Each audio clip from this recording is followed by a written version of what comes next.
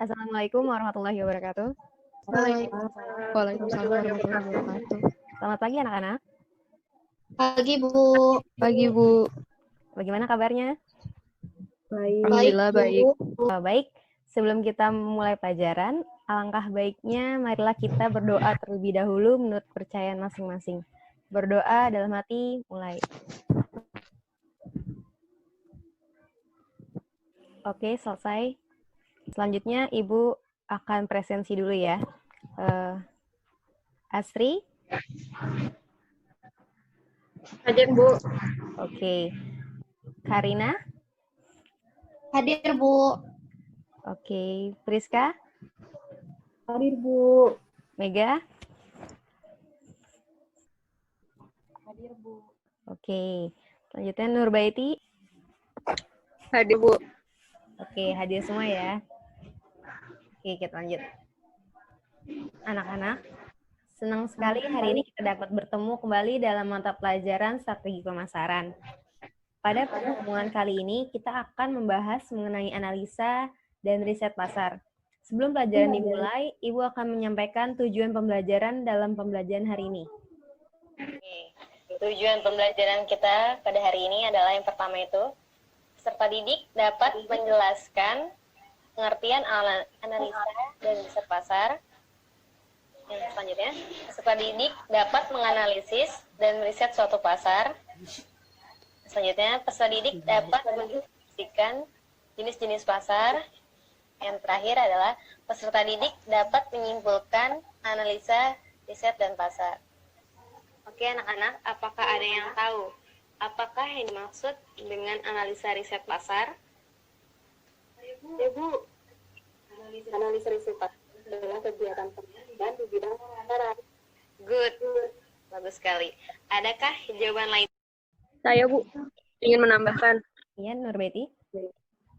Jadi, analisa riset pasar adalah kegiatan di bidang pemasaran yang bertujuan untuk merumuskan strategi pemasaran dalam merebut peluang pasar.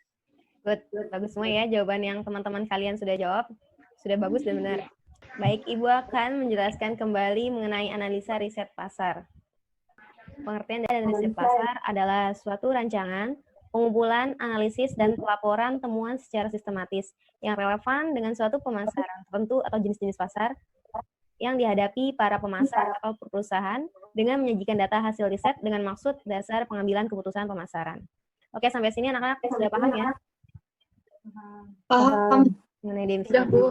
Oke, kita lanjut ya. Oke, selanjutnya kita lanjut membahas mengenai jenis-jenis pasar. Adakah yang tahu apa saja jenis-jenis pasar? Saya, Bu. Jenis pasar terbagi menjadi 6. Oh, oke, benar sekali. Apakah saja itu? Coba Asri sebutkan. Pasar terbagi menjadi 6, yaitu pasar menurut klasifikasinya, pasar menurut luas jangkauan, pasar menurut wujud, pasar menurut barang yang dijual belikan, pasar menurut waktu penyelenggaraan, dan pasar menurut organisasi. Ya, tepat sekali. Jawaban dari Bunda dan Asri yang disampaikan tadi. Selanjutnya, pasar menurut klasifikasinya. Pasar menurut klasifikasinya terbagi menjadi 2, yaitu pasar tradisional dan pasar modern. Adakah yang bisa menjelaskan perbedaan serta memberikan contohnya?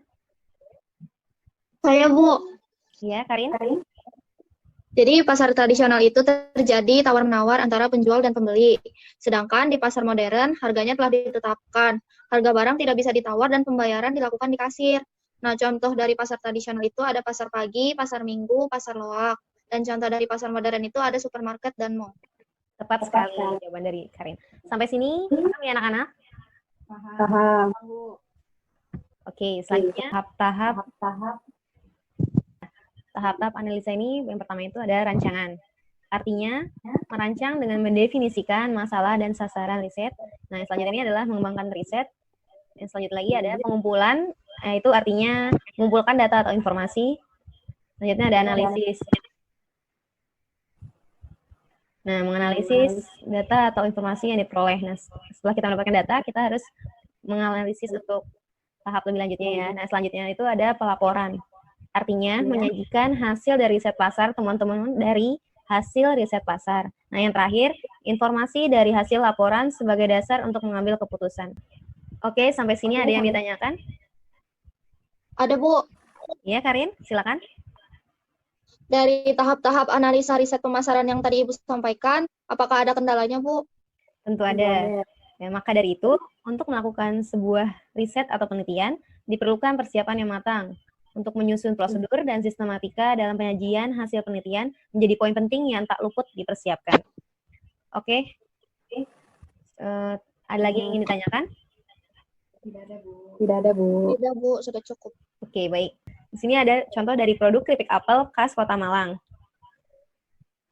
Nah, dapat kita lihat ya, ini ada strukturnya, formatnya ada jenis kelamin, tentang usia, tipe pekerjaan, tentang pendapatan, hobi, karakteristik lainnya, keuntungan atau manfaat yang didapat jika customer ini membeli produk keripik apel. Baik, sampai sini ada yang ingin ditanyakan? Tidak ada, Bu. Baik, kalau tidak ada, kita ice breaking ya. Kita main games di quiz. Kalian bisa buka aplikasinya. Oke, linknya bisa kalian lihat ya di grup chat. Nah, ini untuk kodenya ya, kode gamenya. Oke, kita mulai ya. Oke, game sudah selesai. Di urutan pertama ada Nurbeti, kedua ada Karina, dan ketiga Asri. Siap, aplaus semua. Oke, cukup dari pelajaran kita hari ini. Adakah yang dapat memberikan kesimpulan? Saya, Bu. Jadi analisa riset pemasaran adalah suatu rancangan, pengumpulan, analisis, dan pelaporan data dan temuan secara sistematis yang relevan dengan situasi tertentu, yaitu jenis pasar yang dihadapi para pasar atau perusahaan dengan menyajikan data hasil riset dengan maksud untuk pengambilan keputusan pemasaran. Nah, tepat sekali kesimpulannya. Oke, sebelum kita akhiri kelas hari ini, Ibu ada sedikit tugas nih untuk kalian. Waduh. Oke, anak-anak bisa dilihat ya, Google Classroom-nya. Ibu sudah menambahkan tugas, ada petunjuk tugasnya. Yang pertama, siswa membentuk kelompok diskusi. Setiap kelompok terdiri dari 3-4 orang. Yang kedua, diskusikan tugas di bawah ini dengan teman satu kelompok Anda. Setiap kelompok membuat analisis dan riset pasar. Carilah datanya dari berbagai sumber. Bisa dengan studi literatur atau browsing internet. Nah, yang ketiga, buatlah laporan hasil diskusi berbentuk makalah. Prestasikan agar ditanggapi oleh kelompok lainnya. Dan jadikan masukan perbaikan laporan Anda. Nah, yang keempat, terakhir, kumpulkan makalah laporan hasil diskusi ke email saya. Nah, sudah saya cantumkan emailnya. Nah, perhatikan juga untuk tenggatnya, deadline-nya. Deadline-nya itu untuk Jumat 12 Juni pukul 10 ya. Nah, ini sudah saya lampirkan juga format laporan makalahnya. Tidak ada. Tidak, Bu. Sudah cukup. Sekian pertemuan kita hari ini. Semoga apa yang disampaikan tadi dapat bermanfaat untuk kita semua. Karena waktu sudah habis, Ibu akan menutup pembelajaran pada hari ini dengan kalimat hamdalah.